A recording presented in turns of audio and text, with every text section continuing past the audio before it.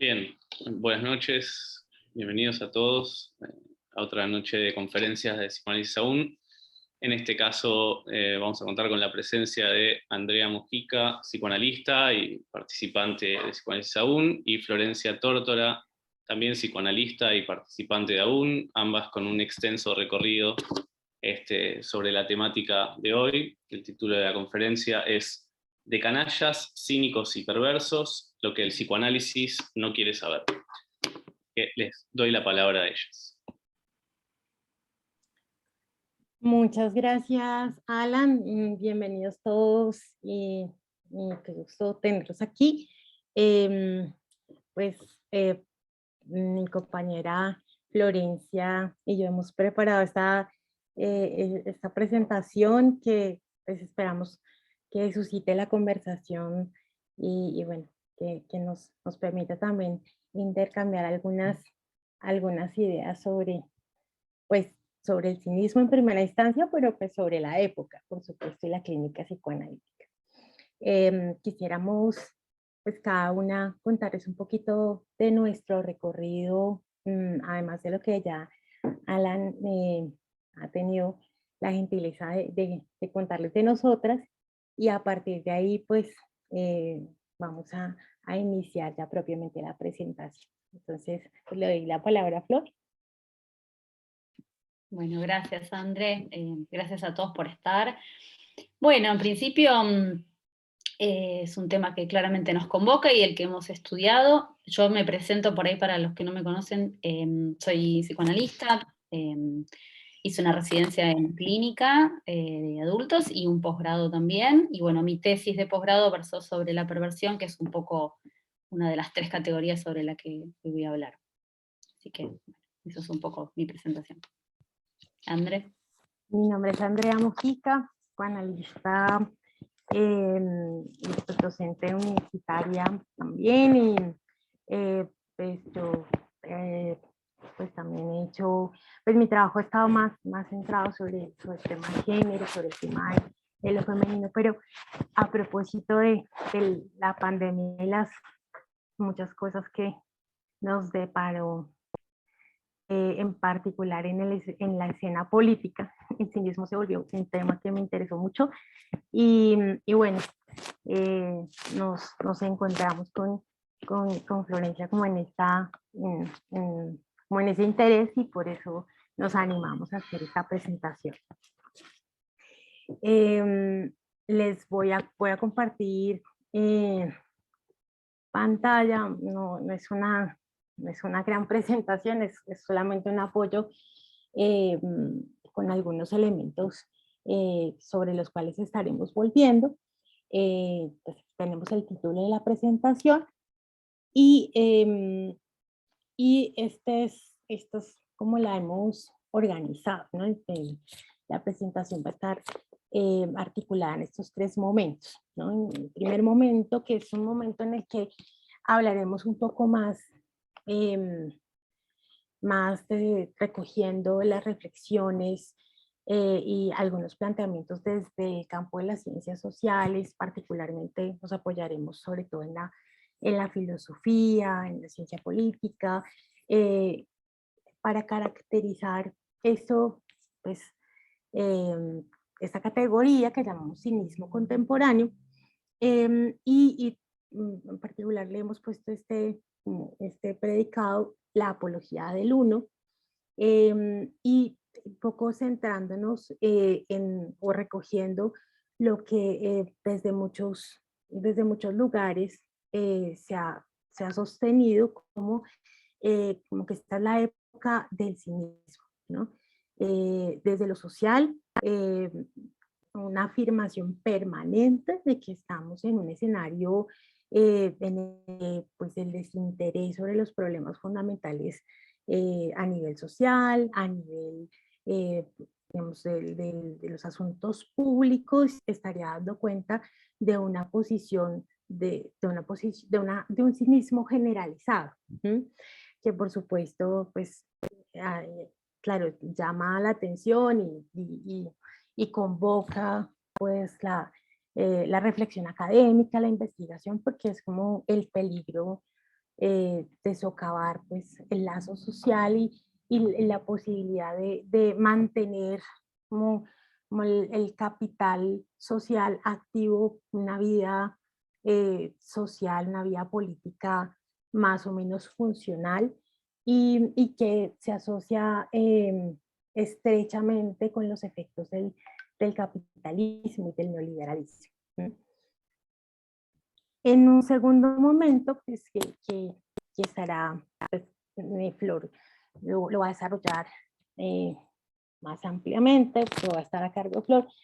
Vamos a trabajar ya, nos vamos a ir como en nivel más del orden de lo clínico, vamos a trabajar estas categorías de lo cínico, lo perverso y el canalla. Y creo que ahí es donde se pone incluso más interesante la cosa porque justamente vamos a empezar a abordar esto que hemos llamado en el título lo que el psicoanálisis no quiere saber. Y bueno, a partir de ahí algunas conclusiones avanzaremos y abriremos la discusión. No sé si quieres agregar algo más ahí, comentar algo más con el desarrollo de nuestro tema de trabajo, Flor. Está perfecto, André. Un poco ese es el recorrido que intentaremos. Entonces, bueno, yo voy a empezar a avanzar en ese recorrido y como les venía contando, mi punto de partida es este lugar común, ¿sí? Es el lugar común que incluso ha sido homologado o que ha sido asignado con categorías como esta categoría de Hannah Arendt de la banalidad del mal, por ejemplo, o la referencia de Lipovetsky al discurso hipermoderno, que básicamente nos está situando en un escenario en el cual el cinismo pues interroga la relación del sujeto con pues casi que con la homóloga, ¿sí? Con la perversa, pero con esta perversión en términos de no me interesa, no hay ningún interés por el bien común, no hay ningún interés, no hay ningún interés por los asuntos que nos atañen a todos. De hecho, hay una indiferencia en lo que respecta el otro, al otro semejante, y hay una búsqueda y una defensa, una reivindicación del propio goce. Hay pues, toda una gama pues, de fenómenos que van, por ejemplo, desde esta reivindicación de la atracción de las personas que defienden que la atracción por personas pues, de personas menores, ¿no? que de hecho reivindican tener un espacio como una orientación sexual diversa, ¿no?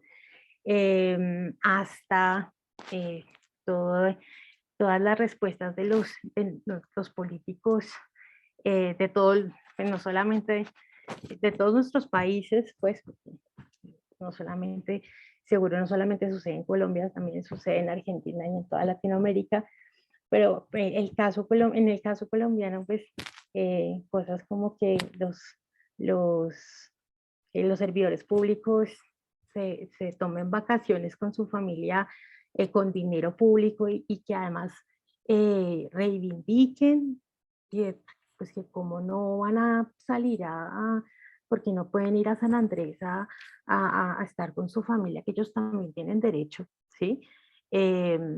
Sin ninguna conciencia de enfermedad, digámoslo así, de lo que están representando justamente desde ese lugar del servicio público, pues nos está dando cuenta pues de ese lugar del que estoy hablando. En términos ya más, ya más puntuales, en términos pues del los debates y de la investigación con respecto al cinismo, podemos decir que el cinismo no es una categoría que se haya empezado a investigar recientemente, es una categoría de interés de larga data. Y su interés, pues, los estudios de referencia más representativos se ubican en los años 80 en Alemania inicialmente, pero pues también en los 90 en Francia vamos a tener también unos referentes interesantes.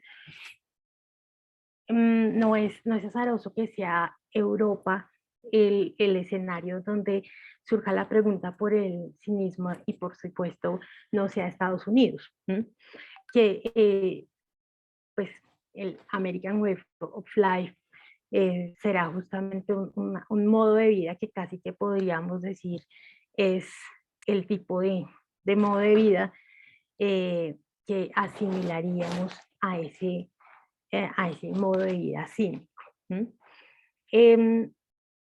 ¿Qué pasa en los años 80 en Alemania? ¿Por qué ese interés en el cinismo? Alemania venía siendo una potencia, pues ya venía teniendo Alemania, recuerdan ustedes en ese momento, Alemania dividida, ¿no? Pero la Alemania occidental, la Alemania rica, digámoslo así, venía siendo una potencia bastante bien aceitada en términos industriales, pero en los años 80 empieza, como casi todos los países del mundo, a resentir un parón económico, como en todos los niveles, y en particular su situación en los análisis de su situación empiezan a develar que por un lado hay un exceso de políticas paternalistas, digámoslo así, donde el Estado pues está asumiendo una cantidad digamos, como de subsidios sociales, ¿sí? Pero por otro lado, la población un poco desconectada de esa responsabilidad que está asumiendo el Estado, casi que viviendo en una economía paralela, una economía pues que no contribuye, digámoslo así, a ese peso del Estado. Pues para nosotros eso es casi que la normalidad, pero en un país como Alemania, donde históricamente ha habido como ese compromiso, ese deber con el Estado, ese tipo de funcionamiento, pues casi que se eleva un poco al nivel de un síntoma social, ¿no? Algo está pasando que, pues aparte de que tenemos una crisis, hay algo interno, algo está pasando al interior de la relación de los ciudadanos con el funcionamiento del Estado que no permite que esto avance como siempre avance, y ahí empiezan a surgir estos estudios sobre el cinismo. Dos personajes son como muy representativos digamos, como los dos grandes estudios dos grandes estudiosos. Bueno, mi alemán no es así como el más perfecto, pero Heinrich Neues Feuchtwanger, que es pues como el antecedente más viejito, 1979, trabajó muy serio sobre Diógenes y el concepto del cinismo, pero sobre todo, y el referente para el campo de estudio sobre el cinismo, es Peter Sloterdijk, que va a ser la crítica a la razón cínica, va a ser pues un texto canónico para trabajar el asunto del cinismo. Y Sloterdijk va a definir o a plantearnos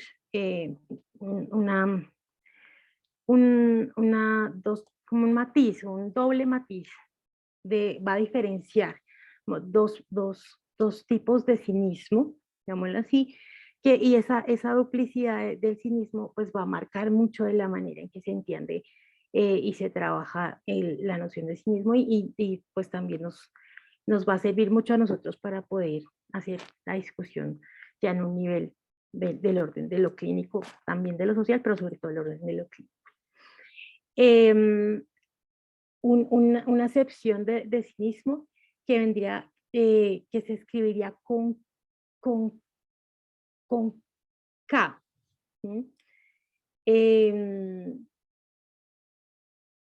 Lo voy a... perdón, lo tenemos aquí en la diapositiva.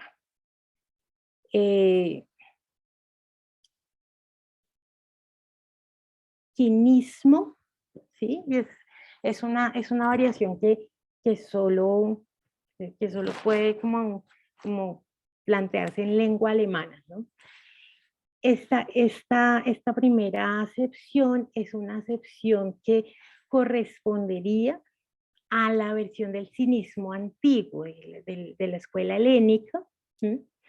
Y vamos a tener ahí como figura representativa a Diógenes de Salo, que pues nosotros seguramente todos recordamos esta imagen del gran Alejandro Magno enfrente de Diógenes, pues convocado por la fama de Diógenes, ya no, Diógenes es como mentor, o bueno, es como, sí, es bien reconocido ya en Atenas por su particular manera de vivir. Él está viviendo en la casa de un aristócrata, tiene a su cargo la educación de los 2 hijos de este hombre, pero él vive en su tonel, como cuenta la leyenda, y recuerdan la historia de que se presenta Alejandro Magno y Diógenes diciéndole, córrete un poquito que es que me tapas el sol. Ese Diógenes y su modo de vida corresponderán a esa primera acepción del cinismo, el quinismo. Y la segunda acepción, el cinismo, que en la versión alemana se escribirá con Z, corresponderá entonces a lo que nosotros llamaremos el cinismo contemporáneo. En esta primera, a la cual, por ejemplo, Foucault le ha dedicado un trabajo súper juicioso, particularmente en el seminario pues, publicado en 2010, El coraje de la verdad, ubica a la posición del cínico, bueno, claramente una posición, bueno, hay que decirlo de entrada. Tanto en una o en otra versión, el cinismo, insisto, es un modo de vida, ¿sí? Es un modo de vida que se acerca a la naturaleza, a las cosas, que se acerca a la vida. Y con esto también estamos diciendo, rechaza la teoría, rechaza el saber, rechaza la elaboración sobre. Entonces, de ahí que la relación o la posición cínica esté siempre relacionada con el acto, o con ciertas modalidades del acto, ¿sí? En el caso del cinismo antiguo, ese actuar, ¿sí? Va a estar asociado a un principio fundamental, que es el cuidado de sí mismo. Ese cuidado de sí mismo no es, por supuesto, vive rápido, muere joven, o consume todo lo que quieras. Es incluso un cuidado absolutamente ascético, ¿sí? Y un cuidado muy como absolutamente minimalista, ¿no? Entonces, cuenta un poco la leyenda que Diógenes como que tiene su tonelito, como su vasito ahí para comer, un platico, y entonces de repente un día ve a un niño que pues come sus lentejas con un pedazo de pan y pues coge el agua con el cuenco que hace con sus manos y dice, oye, el niño me ha enseñado, yo estoy viviendo con demasiada carga, y bota su plato y bota su vaso. Entonces es un modo de vida como que más bien incluso puede prescindir de los objetos lo más que pueda en función de ese cuidado, y sí, eso va a ser así como muy insistente en esa posición. Em, el otro gran detalle de esa posición es que Diógenes es hijo de un banquero, y el banquero falsifica monedas. Entonces, y cuenta la leyenda, y además parece que hay hallazgos arqueológicos al respecto que soportan, pues, que respaldan la versión, que Diógenes se enorgullecía de eso, que su padre era falsificador. Pero pues claramente como falsificador, pues no tenía, era un marginal en Atenas. Diógenes pues es un esclavo, em, y el caso es que entonces esto se convierte en una forma de presentarse, ¿no? De ahí surge un principio también de esa posición cínica, que más o menos es así: altera, cambia el valor de la moneda, ¿sí? Y la interpretación luego es que Diógenes y el cinismo, este cinismo antiguo, tiene como premisa que a través de esa posición de cuestionamiento, esa posición pues de crítica al otro, ¿sí? De crítica permanente al otro, eh, genera una transformación, ¿sí? Una transformación de sí mismo, ¿sí? O sea, se cambia como moneda, ¿sí? Y se hace una moneda nueva, por decirlo así, ¿sí? Y esto da pie para subrayar que en esa posición del cinismo antiguo habría se privilegiaría una relación con la verdad, se privilegiaría, perdón, la relación con la verdad, ¿sí? O sea, claro, el cínico está, o sea, en ese cuestionamiento al otro permanentemente, pues está un poquito como separado del otro, no está, o sea, está problematizando permanentemente su relación con el otro, con la tradición, eh, pero, eh, pero en esa problematización no está dándole la espalda a la verdad, ¿no? Sino más bien le está apuntando a hacer caer las máscaras de la hipocresía, digámoslo así, para sostener una relación más genuina con esa verdad. En la segunda excepción del cinismo, el cinismo, bueno, yo creo que es sobre todo esto que hemos marcado mucho de esa primera versión, de la versión del cinismo antiguo, nos va a resonar mucho, no solamente como para hacer varias aclaraciones con respecto a cierta asimilación que incluso lo hacíamos como en la presentación de esta conferencia, entre cinismo y perversión, sino también para pensar, por ejemplo, que hemos hablado en otros espacios de psicoanálisis aún, sobre el saldo cínico al final del análisis. Eh, eh, y, mm, y también, y también diferenciar, como darle un valor distinto, un valor como, o sea, rescatar este valor como tan particular de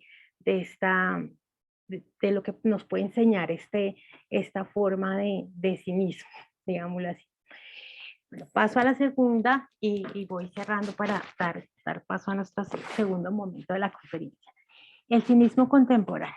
¿Sí? El cinismo contemporáneo en oposición, digámoslo así, más bien sería un modo de vida, un modo de estar, que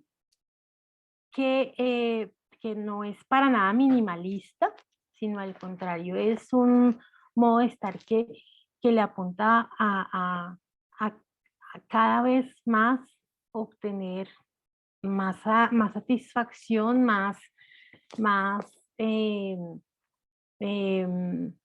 pues sí, vamos a decirlo así, más goce, pero en la medida en que ese más de goce está legitimado como la verdad, como mi verdad, ¿sí? Hay una cuestión que resaltan permanentemente todas las versiones que caracterizan a este cinismo contemporáneo. Y aquí pues no voy a ampliarlo, pero para esta caracterización trabajamos también a Zizek, que tiene, a partir del sublime objeto de la ideología, pues también hay una referencia allí sobre el cinismo, el mismo Sloterdijk que mencionábamos ahorita, e incluso una referencia de Colette Soler, que acuña un término, un neologismo, narcinismo, para ubicar esa posición, ¿no? Entonces es un modo de vida de goce narcisista, sostenido por una disociación con la verdad como lugar que organiza el discurso, que organiza el lazo social, ¿no? Entonces, al darse esa disociación, o al darse esa ruptura con ese lugar de la verdad, pues la única verdad que importa es mi verdad, digámoslo así, ¿sí? Que se legitima básicamente porque la pongo en acto, o sea, la estoy diciendo, la estoy afirmando instantáneamente.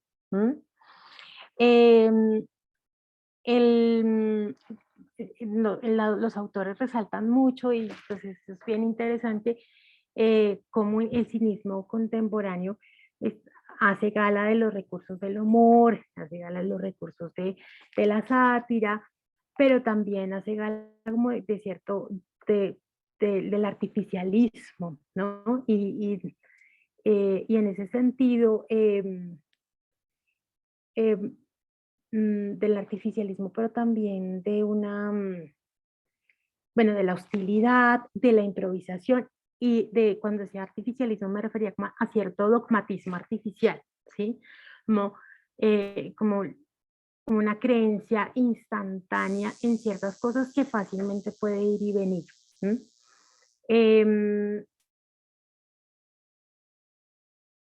Se insiste mucho en estas conceptualizaciones, como en el cinismo contemporáneo no hay, se soslaya la dimensión temporal.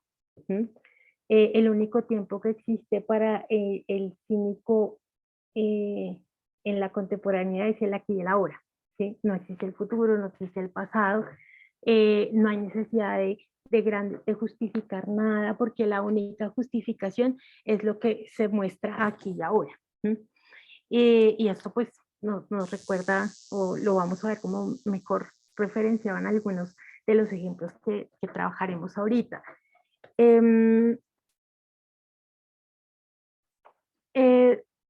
No hay necesidad, o sea, la única verdad es la verdad que el cínico pone a prueba en su momento, ¿no? O sea, en el instante, ¿sí? Entonces, por eso, pues, no me interesa, o sea, en la dinámica del cinismo contemporáneo, no me interesa, no me interesa su hoja de vida, lo que pueda saber, no me interesa, no me interesa que pueda defender cierta posición, ¿sí? O cierto argumento. Lo que me interesa es que demostró que tiene 5 empresas o que tiene, o que, pues, estoy pensando en Trump y ahorita pues seguramente, o sea, en Trump y una de las razones por las que terminó siendo presidente, y es que, bueno, pues si era capaz de gerenciar todas esas empresas, pues ¿por qué no va a ser capaz de gerenciar un país como Estados Unidos? Independientemente de que pues no tenga o sus posiciones o sus respuestas o sus maneras de presentarse frente a temas fundamentales pues, fueran bastante complicados. Voy a dejar aquí en esa caracterización general, pero un poco con esa diferenciación, ¿no? Hay cosas que se conectan, pero hay cosas bien diferentes y bueno, tal vez en esa diferencia entre el cinismo antiguo y el cinismo contemporáneo, ahí vamos a ver esos matices que en la clínica pues son bien, bien interesantes y son claves pues, desde la perspectiva, o sea, el psicoanálisis nos proporciona unos elementos claves allí. Entonces yo dejaría acá esta primera parte. Flor. Bien, bueno, André, gracias.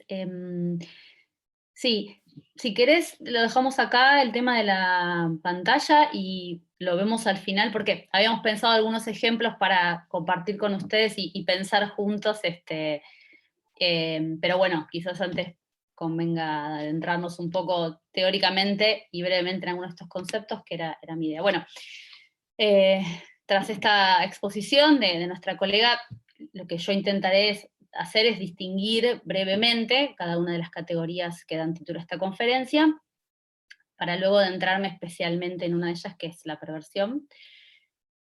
Y yo pensaba, bueno, puede resultar complejo agrupar estas posiciones subjetivas, porque lo son, ¿no? Digo, estos lugares frente a la vida y el otro, en una misma categoría. Pero lo que sí resulta evidente es que todas están incluidas dentro de lo que el psicoanálisis no quiere saber, ¿sí? Un poco esto es lo que plantea nuestra conferencia y así el título. Se trata de eso con lo que los analistas estamos inevitablemente destinados a encontrarnos, pero lo que a menudo, o de un modo u otro, intentamos escapar. Lo curioso es que solemos decir que son ellos los que escapan de nosotros. ¿Qué se escucha habitualmente? Que no consultan, que si lo hacen es porque son obligados a hacerlo, que si llegan al consultorio no se quedan, que si se quedan es solo para mentir, manipular, o en el caso de la perversión, para generar angustia en el analista, para producir esa famosa división subjetiva del partener. Bueno, como les decía, antes de abocarnos por ahí de lleno a la perversión, quería traer brevemente unos comentarios de mi lectura sobre el cínico, el canalla.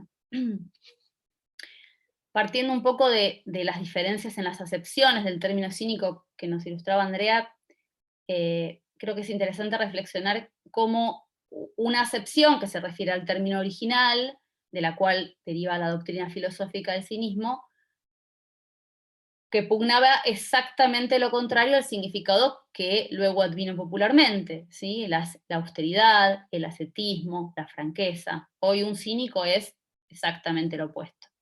El cínico de la antigüedad solía ser un cínico, un crítico, ¿sí? un opositor, a una forma de vida que consideraba vacía, de allí su rechazo a los semblantes. Su marca era la autodisciplina, y como a Diógenes, como citaba Andrea, el único gobierno que le interesaba era el gobierno de sí mismo. El de la actualidad se esconde tras los semblantes, los rechaza, los usa, los desecha a su voluntad. No hay creencia, no hay amo, solo hay obstáculos o peldaños para llegar a lo que quiere, que quizás está lejos de lo que desea. El cínico moderno no dista de un canalla, en realidad.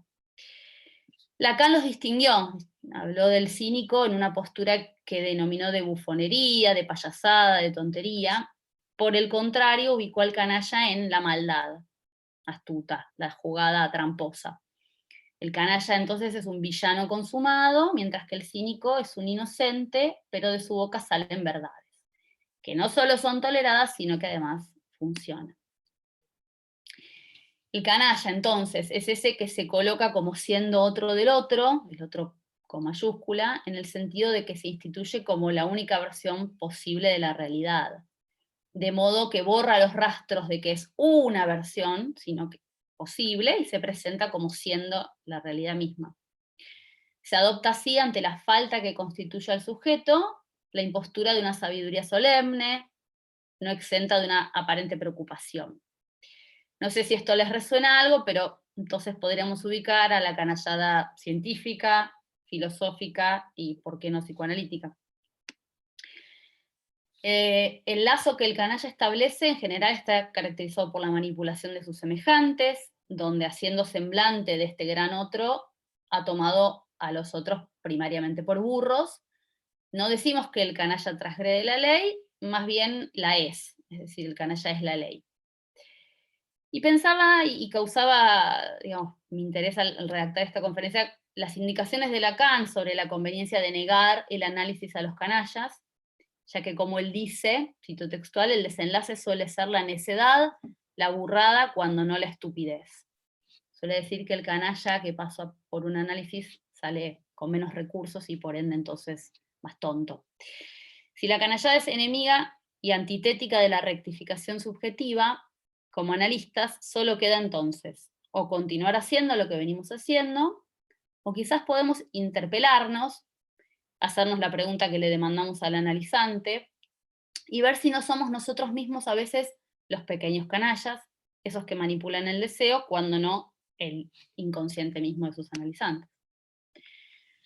Por otro lado, esa sabiduría circunspecta y afligida que puede encontrarse a veces también entre los analistas, se aleja de las recomendaciones de nuestros maestros, de Freud, de Lacan, respecto a la relación al saber que se hace en un análisis, ¿no? En teoría, ese saber no sabido.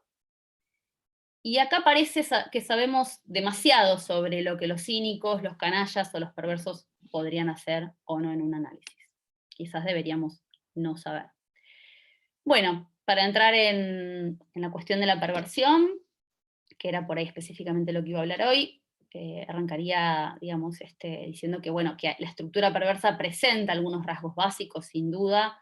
La transgresión, el desafío son algunos de ellos.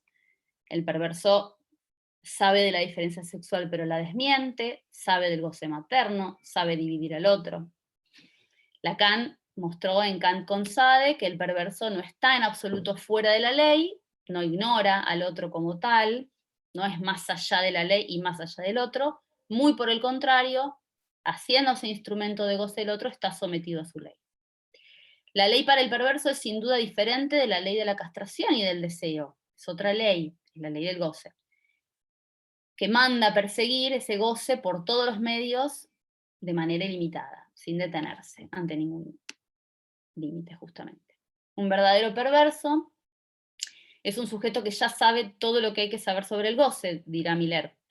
Sabe de la castración de la madre, solo que ese saber no ha sufrido el destino de la represión, sino que ha recurrido a otro camino, colocando en su lugar aquello que falta. Bueno, el objeto, ¿no? El paradigma fetichista que petifica y fija el deseo. El fetiche que viene a renegar de la castración. El perverso sabe y también es un especialista del deseo, del goce y del deseo. Sabe lo que el otro desea, sus relaciones están saturadas de saber, no es presa de su deseo. Es preciso, es arriesgado, es estoico, es premeditado. Cuando el perverso desafía, viola las prohibiciones, transgrede los límites, es para encontrar una sanción, esa sanción que haga de límite a la prohibición del incesto. No hay un medio más oportuno para asegurar la existencia de la ley que esforzándose en transgredir las prohibiciones y las leyes que la instituyen simbólicamente. El perverso entonces, al ubicarse en el lugar de objeto, vuelca sobre el otro la división subjetiva. Esto implica un particular manejo y sobre todo una habilidad para encontrar y activar en el otro los puntos que despiertan angustia. No es sin esto la perversión, pero También podemos hablar de la perversión como una postura que asume el sujeto frente a la angustia, una forma de hacer lazo social. Entonces, hablar de perversión también es hablar de un proceso de personalización, de hacerse sujeto. De hecho, existe en todos los hombres normales, aunque sea solo en rasgos. Entonces, como diría Saurí, bueno, no somos, cito textual, ¿no somos acaso partícipes y testigos de una civilización en la cual las perversiones se presentan no solo bajo su modalidad sexual o agresiva, sino también económica y política?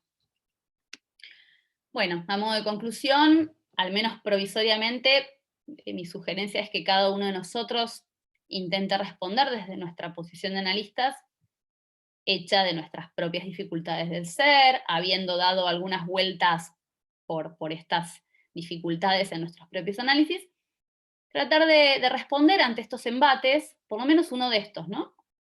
Sobre la posición canalla en psicoanálisis. Responder por lo que nos concierne desde nuestra implicación, que no implica ninguna fiscalización ni tampoco una posición salvadora. Por eso entonces, quizás para diferenciarnos del perverso que sabe del goce del otro, o del canalla que sabe que no es el otro del otro, o el cínico que sabe que no sabe sobre eso que dice saber, los analistas podríamos saber de antemano,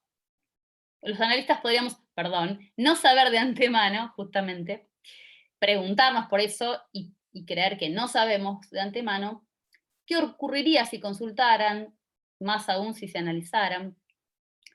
En definitiva, podríamos dejarnos guiar por ese saber no sabido que predicamos. Lo que sí podemos saber, como dije al comienzo, es que esto es de lo que el psicoanálisis no quiere saber. Bueno, hasta acá mi presentación. Un poco la idea ahora con Andrea era compartirles algunos personajes que pensamos, digo, de lo cinematográfico, fundamentalmente, para ver estas diferencias, ¿no? Estas posiciones. Ahora sí, si quieres, vamos.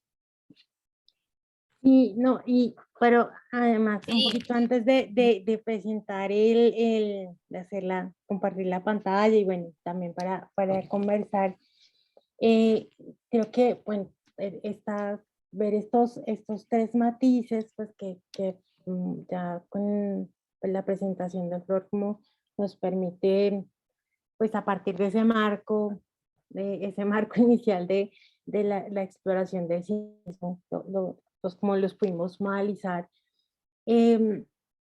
pues por supuesto, como por ejemplo, ubicar esto, qué tan cerquita está o que sí, qué tan peligrosamente cerca está la posición del analista, por ejemplo, de la posición del canalla, como ahorita, de una posición canalla, como bien decía ahorita Flor, ¿no? O incluso, pues, pensando un poco en el discurso capitalista, como que ahí bueno, en esta presentación recordábamos hace muchos años esta conferencia de Miller en un congreso de Comandatúa, como él hace una relación entre el discurso del analista, si no estoy mal, discurso capitalista, y es que lo que hace que el lugar del psicoanalista no sea el lugar de un perverso es, pero poquitico, ¿sí? O sea, la relación con esa función de la verdad, ¿no? Y eso supone una responsabilidad ética tremenda para quien ocupa ese lugar de analista. Y eso es justamente de las cosas que no se quiere, de las que el psicoanálisis no quiere saber, porque como que se enuncia eso y es muy sintomático que, por ejemplo, esa conferencia nunca más, nunca más se volvió el texto de esa conferencia desapareció de la...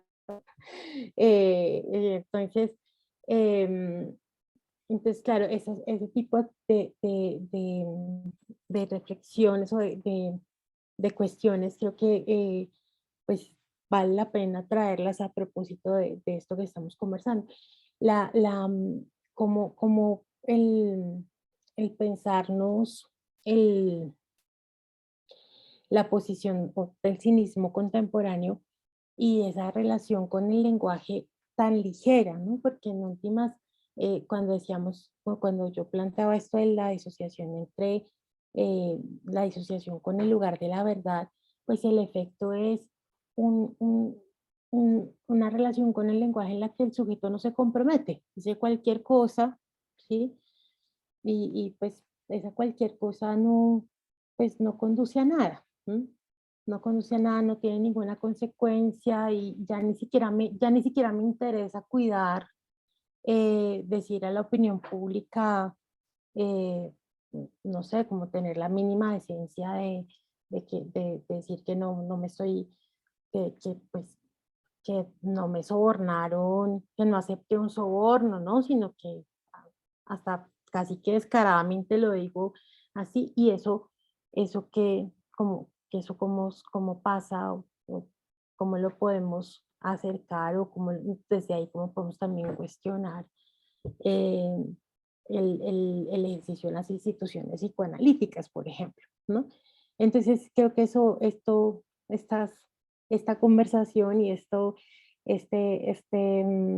bajar con lupa las reflexiones sobre el cinismo, sobre el cínico, el canalla, el perverso, pues nos permite ampliar toda una panorámica, no solamente en el nivel del lazo social, y bueno, sino también en ese nivel mucho más concreto de nuestra práctica y nuestro ejercicio.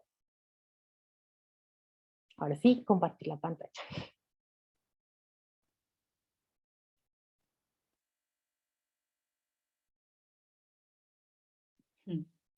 Bueno, no sé si alguno vio esta película, si no, se los recomiendo, pero me pareció interesante pensar en esta en particular, además de lo actual, digo, bueno, y un montón de referencias que podemos hacer al análisis. De hecho, hay análisis psicoanalíticos de la película, que en una misma podía ubicar dos personajes muy claramente diferenciados, al cínico y al canalla. Bueno, la presidenta, digamos, de Estados Unidos en esta película, que es Meryl Streep, vendría a representar, bueno, y Andrea hizo referencia a otro personaje de la vida real, pero digo, como, bueno, al cínico que cree en sí mismo, que se ubica como el otro del otro, ¿no?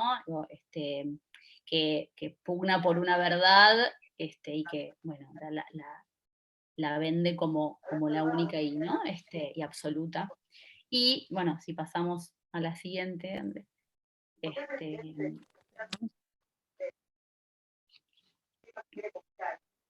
Está el caso de otro de los personajes, también de la misma película, que es el canalla en realidad, es ese que frente a la situación, en este caso de desesperación, incluso mundial, bueno, hace un uso personal de eso, antepone su propio beneficio, ¿no?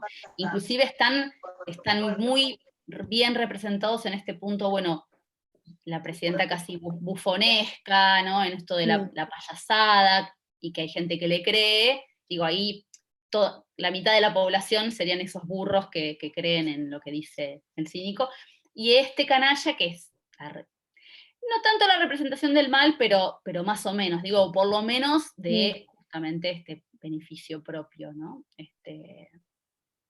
Sacar el propio beneficio a una costa, digo, de la destrucción de la humanidad. Bueno, eso. Después hay otros ejemplos, bueno, los digo todos ahora y después si no los conversamos. Si alguien vio Game of Thrones, calculo que a esta altura, sí, también este personaje es un canalla, es digamos, además está como muy clara la manipulación de los otros para beneficio propio, pero de todos esos otros que puede, ¿no? Digo, como, no hay persona que tome contacto con él que no se vea manipulada para algo de esto.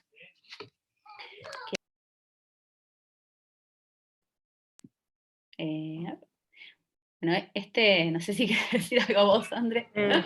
No, también lo conversamos como ejemplo de canalla, pues bueno, también estábamos así como medio está muy de actualidad, pues, y es como además esta cosa de esa afirmación absoluta de la voluntad de su voluntad como por encima de todo, ¿no?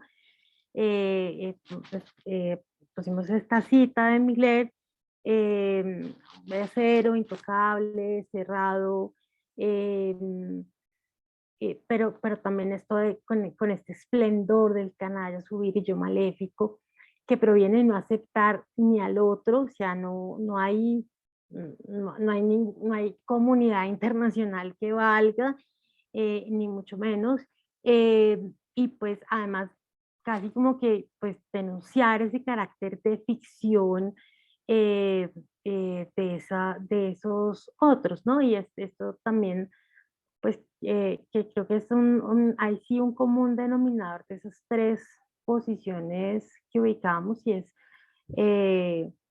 pues como fácilmente identifican estas máscaras y las denuncian y las hacen caer. ¿M? Pues no hay un reconocimiento no hay reconocimiento alguno de esas máscaras, ¿no? Eh, del- hay una denuncia pues, de los semblantes, de esa ficción, incluso una indiferencia también a, esa, a, esas, a esos semblantes que, pues, que en otros casos pues, tienen los efectos en el lazo social.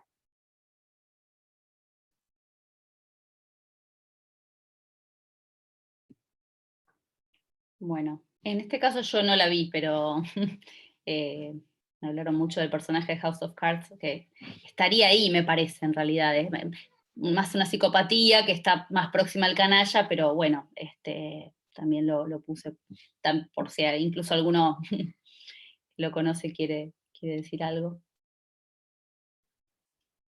Sí, porque yo tampoco lo conozco. Para terminar, si querés, terminamos con la presentación y, bueno, para mí el ejemplo de perversión es Hannibal, ¿no? Digo, sobre todo el Hannibal de la película, del Silencio de los Inocentes, y por lo pronto una escena que yo recortaría ahí como, bueno, el perverso y el neurótico, ¿no? Digo, es cuando ella lo va a entrevistar a la cárcel y él, que podríamos pensar, está en una situación no de inferioridad, pero digo como, bueno, en inferioridad de condiciones, por lo pronto, ¿no? El encerrado es él y logra angustiarla, ¿no? Digo, producir esa división subjetiva, bueno, con la palabra, en realidad con toda su impostura, ¿no? Así que, bueno, me parece que es clarísimo. Y bueno, después pusimos dos personajes más también de la serie Game of Thrones, que son diferentes, pero a la vez igual de perversos en algún punto. Pero bueno, acá la cuestión hasta, sí, maléfica también. Bueno. Hay también, tal vez una cosa que no mencioné que me parece muy importante agregar y pues antes de cerrar, y es que volviendo pues a esta referencia al cinismo contemporáneo, pues que en últimas correspondería, eh, correspondería más bien a este lugar del canalla, ¿no? Que es, o sea, tenemos esta diferenciación que traemos del campo de las ciencias sociales, pues vendría un poquito a, a desplegarse en el, como en en ese planteamiento lacaniano un poco del cinismo antiguo, del lado sí, el cinismo, eh, el canalla, el cinismo contemporáneo, digamos así, y la perversión, pues que tendría como un estatuto, digamos como, no podría decir que a medio camino entre uno y otro, pero al menos sí un particular que en todo caso comparte con los otros dos unos elementos que claramente tienen que ver con, eh, con esta, eh, con esta relación con el goce y esta, y con, pues, con el estatuto del otro. ¿M? Pero lo que iba a decir es que en particular con la figura del canalla y pues del cinismo contemporáneo es que el efecto de ese modo de vida, de ese narcisismo, para utilizar el neologismo de Colette Soler, es la segregación extrema. ¿M? Pues ahí uno dice, bueno, narcisismo de las pequeñas diferencias, eh, recargado pues, porque además ese narcisismo, perdón, esa segregación se busca, pues, se busca legitimar, o sea, no se busca legitimar teóricamente, que es un poco lo que no sería propio de esa postura cínica, sino que simplemente porque es mi verdad ya está legitimada, ¿sí?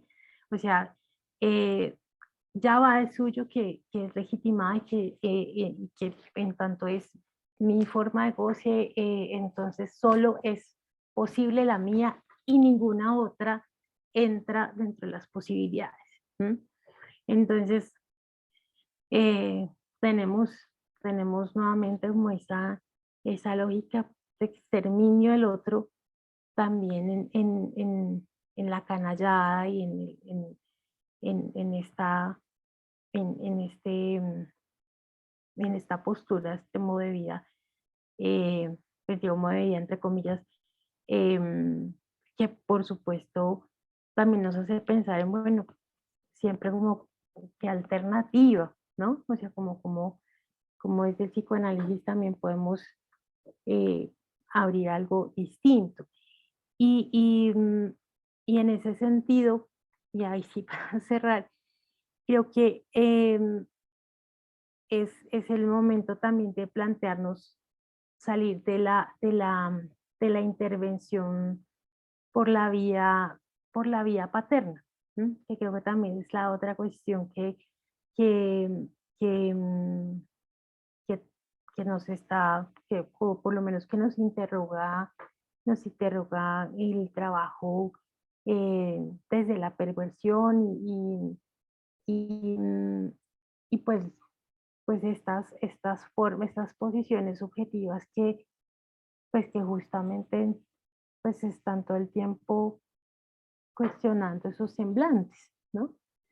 Creo que eso también es bien interesante de esta, pues, de este panorama. ¿M? Eso quería aportar a la conversación.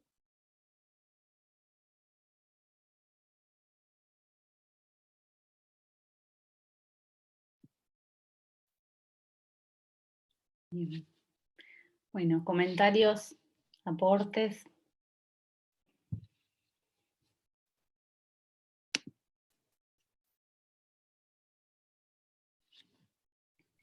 Bueno, buenas noches. Me gustó mucho la conferencia, la verdad que estuvo muy bien planteada. Me pareció interesante toda esta cuestión, sobre todo la primera parte donde Andrea va haciendo como el recorrido en torno a la verdad y el saber, y después la puesta, digamos, la puesta en jaque un poco también el psicoanálisis, ¿no? Lacan creo que en el seminario 20 dice que el goce digamos, define el goce como un ejercicio del saber. Entonces me pregunto hasta qué punto uno es indemne de estar ejerciéndolo, ¿no? Digamos, y de estar gozando. Siempre, por ejemplo, bueno, a mí me tocó preparar la conferencia pasada en la agresividad en psicoanálisis, habla de cómo, de alguna manera, el resorte de la agresividad pone en juego el vínculo terapéutico, digamos, y una interpretación también es un poco una agresión, ¿no? Digo, o apunta un poco a conmover algo del sujeto. Entonces, digo, ¿cómo piensan ustedes la cuestión, digamos, o en esta definición, ¿no? Digamos, me parece que justamente el término goce, el término saber, y la perversión como categoría clínica, bueno, quedan un poquito puestos ¿no? en pausa, digo. Entonces, como decía Andrea, ¿no? Estamos muy cerca de de nosotros caer en eso. ¿Cómo lo piensan ustedes?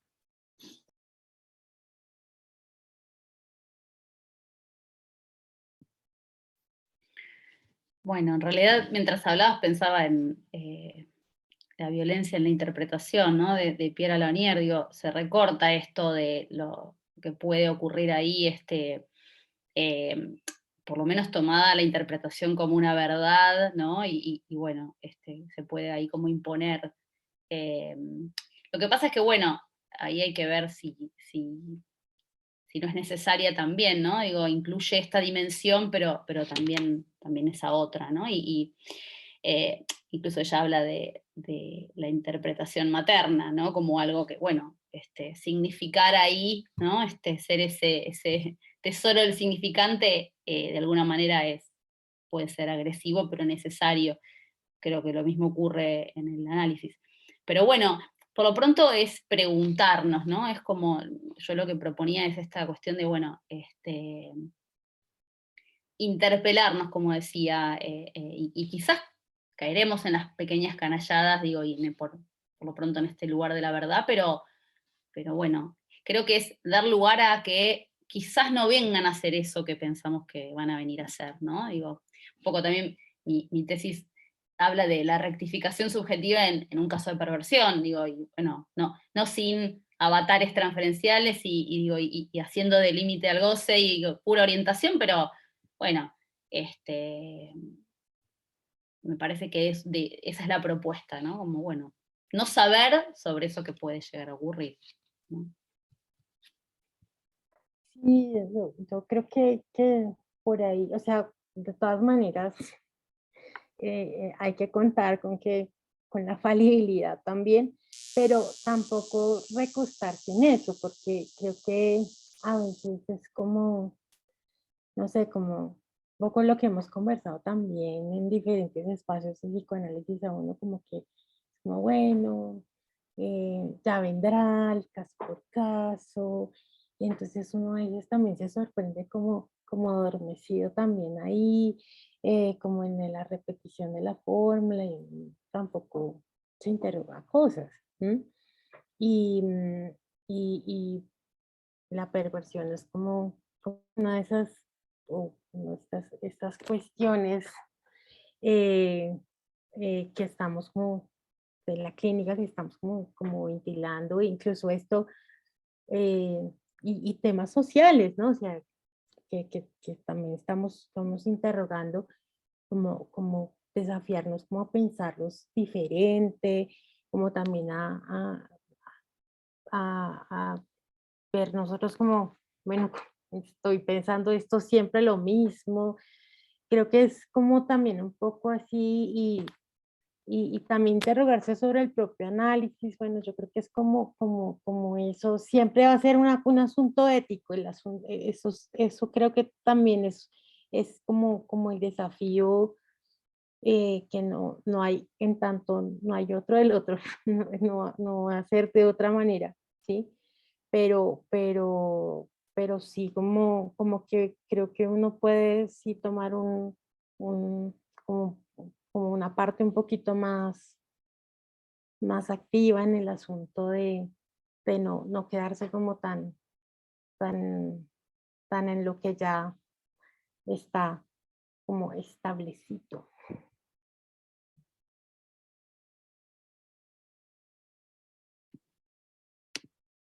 Acá decían ir detrás del paciente, no delante. Bueno, eso también, ¿no? Lo ilustra bastante. Uh-huh.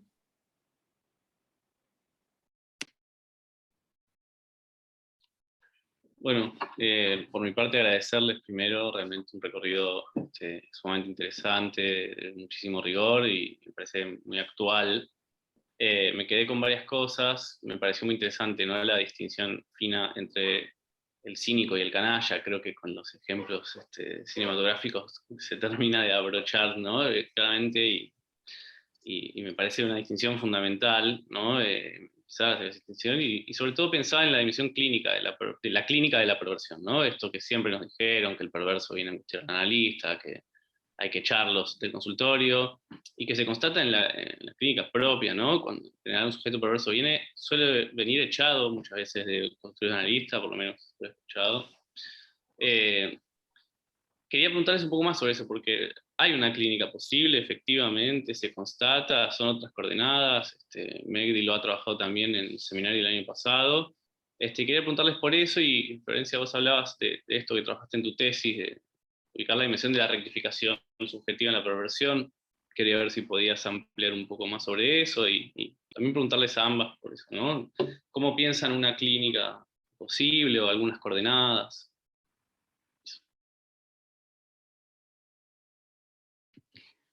Bueno.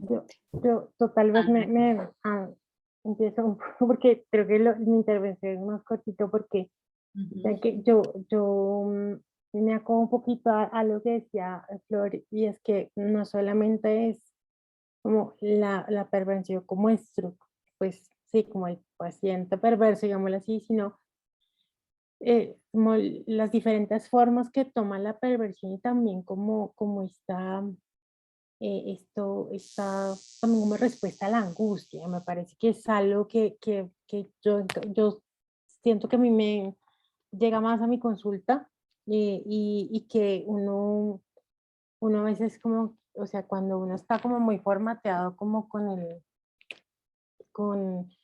como con el chip de esto es como muy disruptivo, entonces como que puede terminar asumiéndolo desde un lugar muy, como muy, digo yo, muy moralista, o sea, sin querer, queriendo, termina haciéndolo así, y no da lugar de verdad a la escucha de qué hay detrás de eso, quién es el que está allí, ¿sí?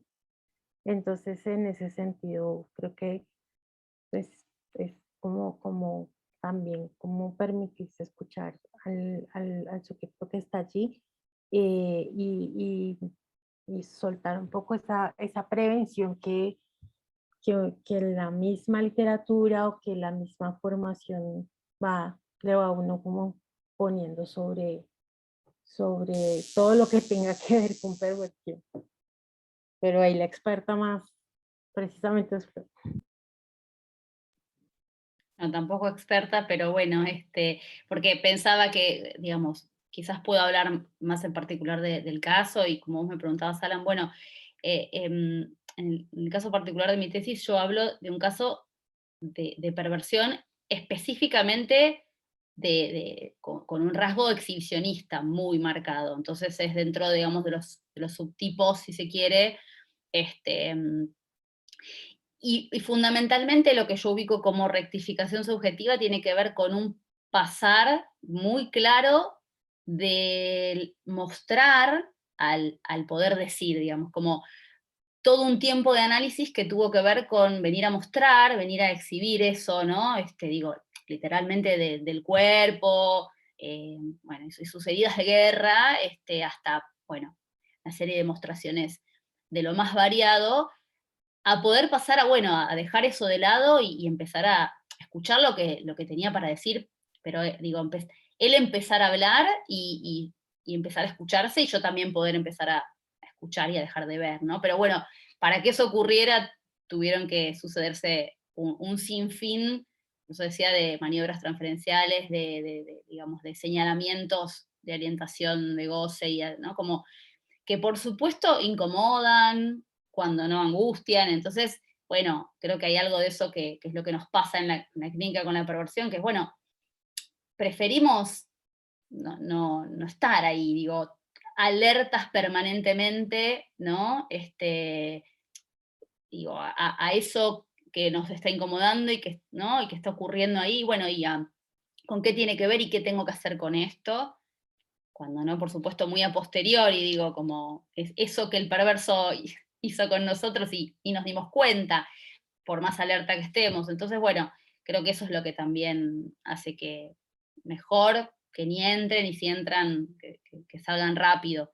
Eh, Creo que es un poco eso lo que pensé, ¿no? Digo. Mm. Mm. Dejar de lado el furor curandis presionado por nuestro super yo como analistas. Ujú. Lo que pasa es que creo que acá ocurre lo contrario igual, no, habría que tener un poquito de furor curandis por el perverso, el canalla, digo, como pensar que se puede hacer algo ahí, quizás. Pero bueno, esto, ¿no? Sin incomodarnos un poquito. No sé, Alan, si respondo un poco a tu pregunta por el caso, por lo menos. Sí, sí, totalmente. No. Muy claro.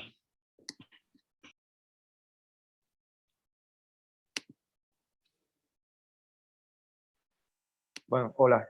Yo quería hacerles una pregunta y decirles también, me pareció muy interesante la última parte de su título, lo que el psicoanálisis no quiere saber, y también la coincidencia que, como decía Andrea, a veces se menciona, pero no se profundiza sobre la coincidencia de la posición del analista con la del perverso. Y un término que coincide también con una definición de la perversión, al menos hubo una definición, que es el de deseo decidido, que tal vez se podría problematizar porque, bueno, la perversión precisamente nos pone delante un deseo decidido, que más allá de si es bueno o es malo, que es toda la parte, digamos, moral, que es muy difícil quitarle a ese término, pero es un deseo decidido, que sabe, quiere, y el deseo decidido tiene, el término tiene, por supuesto, se usa de otra forma, pero coincide con esta definición. Entonces, hablaba de, Andrea, de la alternativa, tal vez. ¿Cómo podrías, si podemos pensar que esto es parte de lo que podemos cuestionar o problematizar, la idea de que hay un deseo decidido que es bueno y hay un deseo decidido que es realmente malvado, ¿no? No sé cómo lo piensas, o esta coincidencia de la posición del analista y la, de la voluntad de goce como se decidió.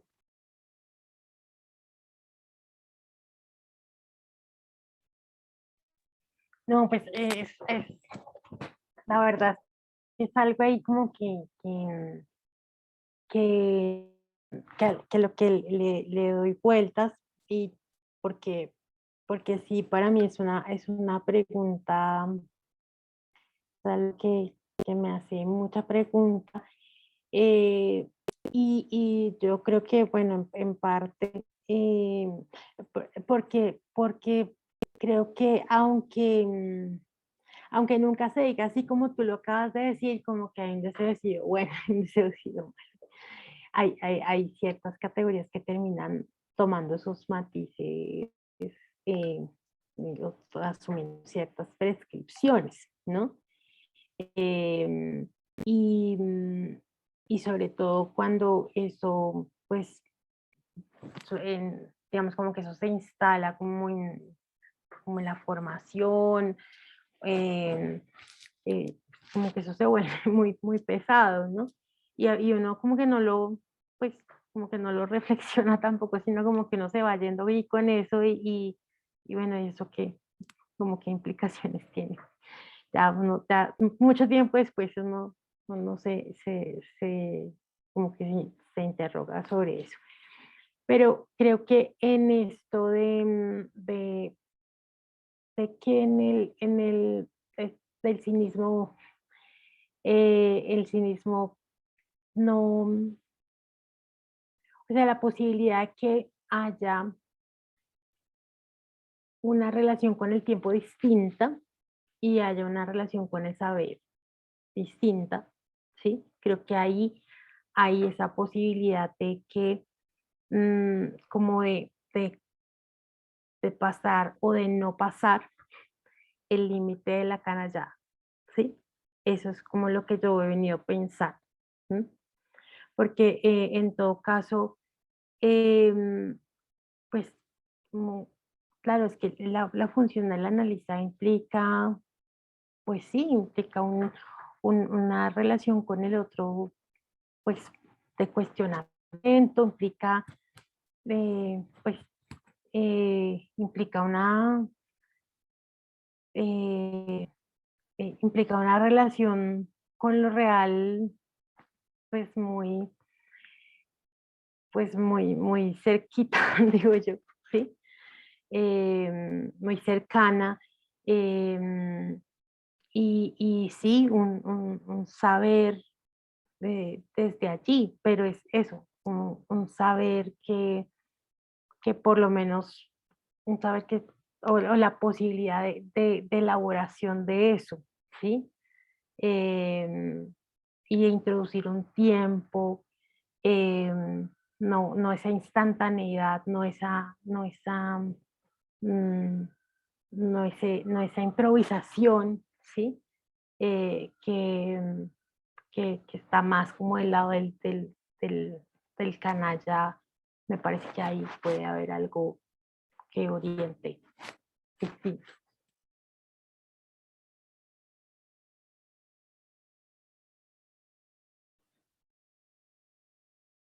Pero es apenas como en proceso, una reflexión en proceso.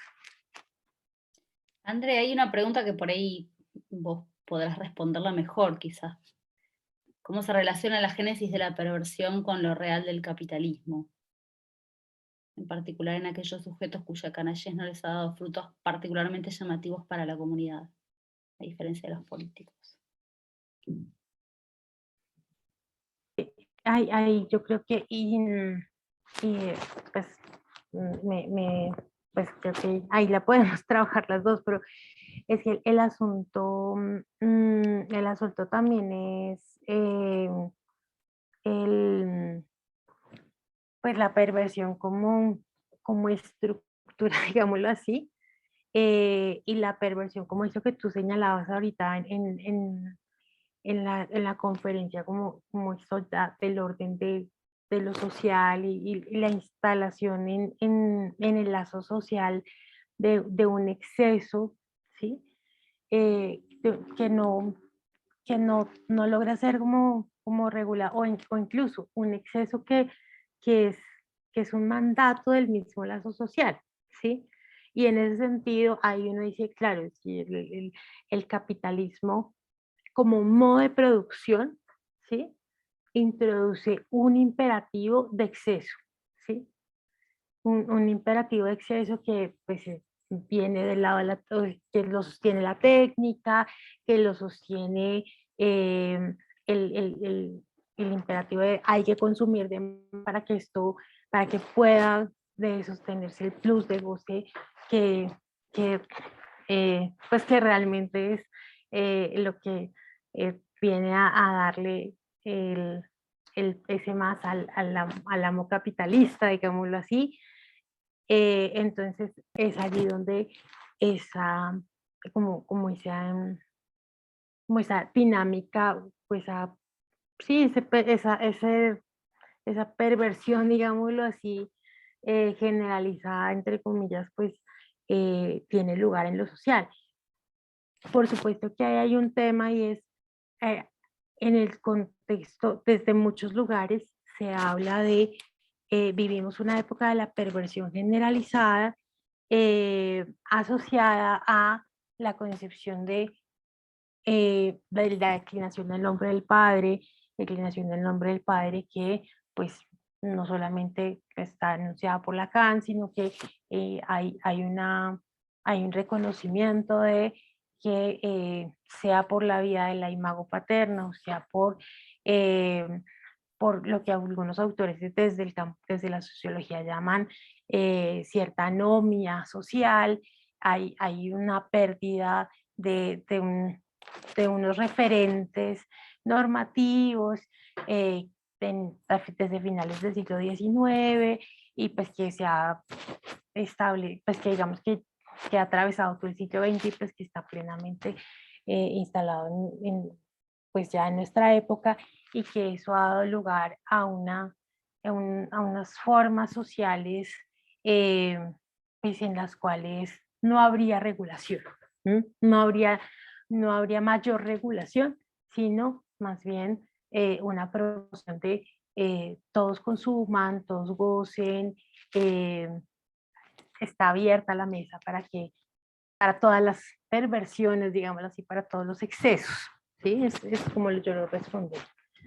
Y las comunidades políticas, digamos que vendrían a estar llamadas a filtrar esos intereses, pues están un poco convirtiéndose más bien en comunidades que están legitimando pues esos excesos. Sí, de alguna manera el capitalismo es perverso en esto de que, bueno, justamente, ¿no? Pugna por como vos decías, es como una voluntad de goce ilimitada, ¿no? En este caso a consumir, pero bueno, en esa línea perversa, ¿no? Totalmente.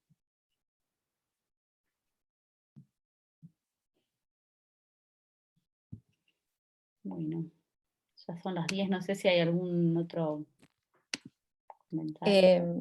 Yo rapidito me quedé pensando en los ejemplos que pasaron y en el de Frank, que es el de House of Cards, que ahí hay un caso como muy particular, porque se mezcla el personaje con la persona. Kevin Spacey fue acusado en 2018 de abuso, y hay un video que saca después de la acusación que se llama Let Me Be Frank, que no sé si lo vieron, pero hace una mezcla entre espantoso e increíble entre él y el personaje, porque el semblante es del personaje. El personaje en la serie rompía todo el tiempo la cuarta pared y te hacía cómplice de sus acciones. Y en este video, en un momento, él dice algo así como: no voy a pagar por algo que los dos sabemos que soy culpable, ¿no? Como que también te hace ahí cómplice de él. Bueno, no sé, nada, es espantoso. Si quieren, búsquenlo, dura 3 minutos, es muy largo como para verlo ahora, pero nada, eso, me quedé pensando en él. Totalmente. Entonces, Cuando buscaba fotos para el personaje, por supuesto me aparecían de la persona y me acordé de este caso, pero bueno, no vi el video, lo voy a ver ahí. lo vamos a ver. Se ha dicho que por algo lo hizo muy bien, ¿no? Que salió tan real. ¿Qué ibas a decir vos, André? No, que lo vamos a ver. Lo vamos a ver porque suena horrible, pero interesante. Gracias, Narela. Bueno. Estamos, ¿no? Bueno. Y ahí lo compartiste. Gracias. Genial, gracias. Bueno, gracias a todos por estar. Nos vemos la próxima. Muchas gracias. Pequeño anuncio: jueves que viene la conferencia va a estar a cargo de Fernando Echeverry, aquí presente, así que no se la pierdan porque va a estar muy interesante. Y bueno, gracias Florencia y Andrea. Nos vemos el jueves que viene. Gracias. Un beso grande. Adiós.